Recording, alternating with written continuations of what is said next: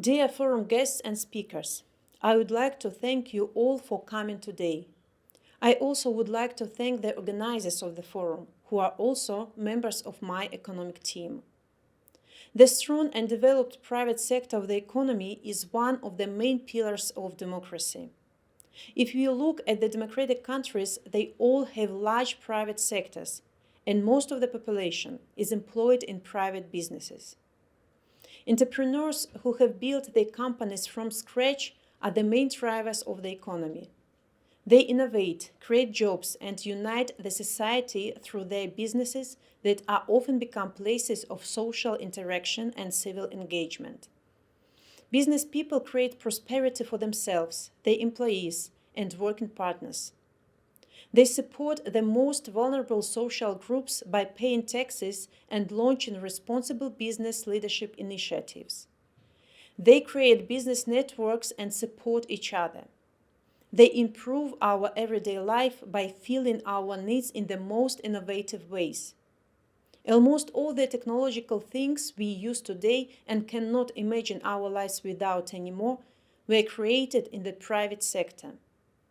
At the same time, entrepreneurs and business people are the enemies of the dictatorship regimes. These people know their worth. They have high self-esteem based on their real-life achievements and cannot be manipulated by propaganda. They cannot be told what to do, as they don't have supervisors about them. They are not afraid to speak up, as their livelihood doesn't depend on the government as opposed to people employed in the public sector.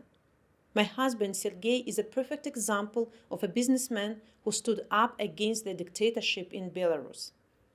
And this is the reason why the current regime in Belarus is attacking private businesses that dare to stand up against the dictatorship.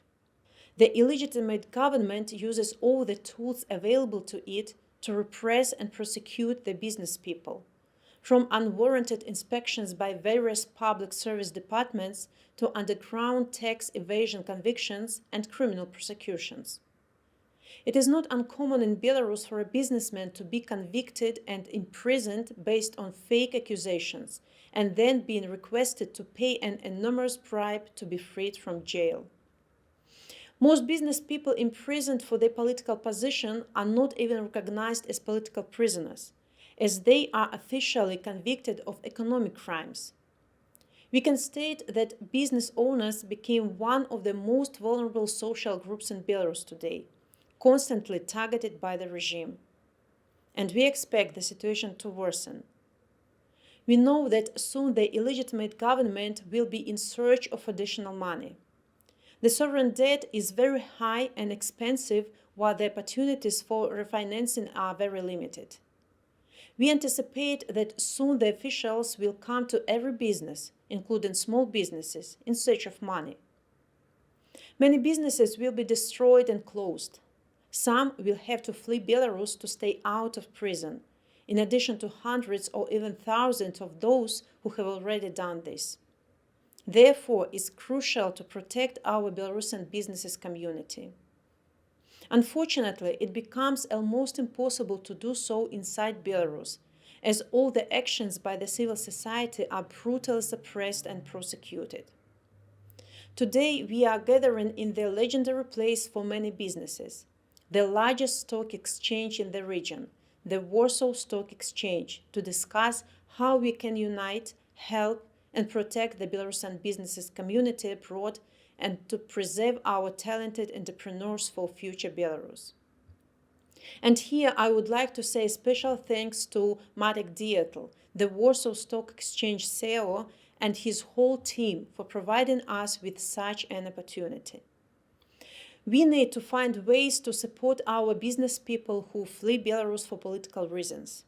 We need to organize a safe harbor for them, where they will get assistance and will not be abandoned.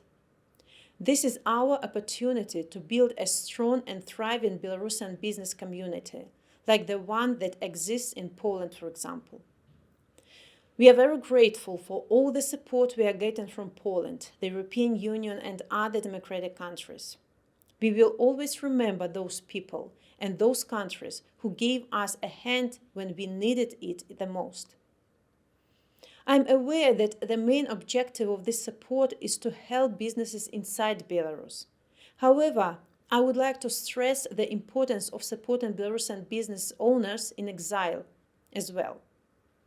These are the people who demonstrated the courage to stand up and not be silent.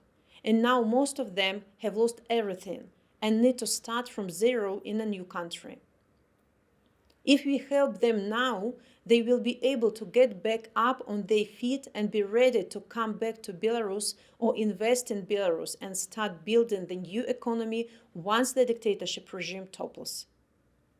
The members of my economic team organized this forum to bring all the stakeholders to the table, so we can jointly come up with solutions on how this assistance to Belarusian business people in exile can be done. Also, under my patronage, the Association of Belarus Business Abroad was established as the organization responsible for creating a network of Belarusian businesses abroad.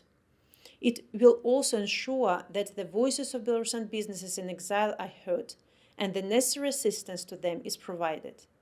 I remain optimistic about the economic future of Free Belarus, as we have many very talented entrepreneurs who were able to build successful businesses in a very tough environment and despite all the obstacles that existed. And we can only imagine what they will achieve once favorable conditions for doing business are created and there is no more fear of losing everything.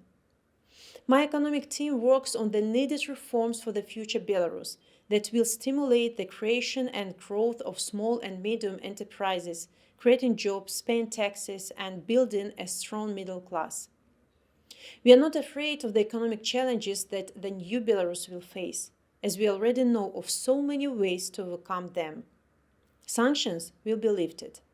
The private sector will expand thanks to the liberalization reforms.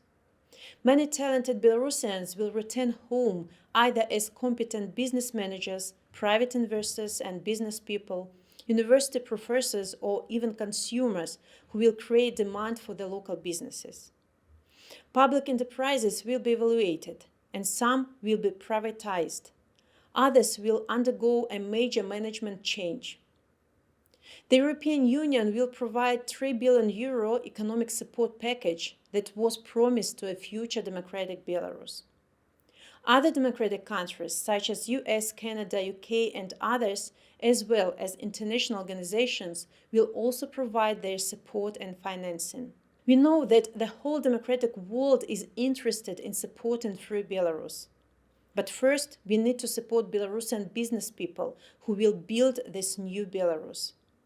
And finally, I would like to tell Belarusian business people that they will be respected and will get special treatment in the new Belarus, as not only will they bring prosperity to the country, but will also protect us from dictatorship.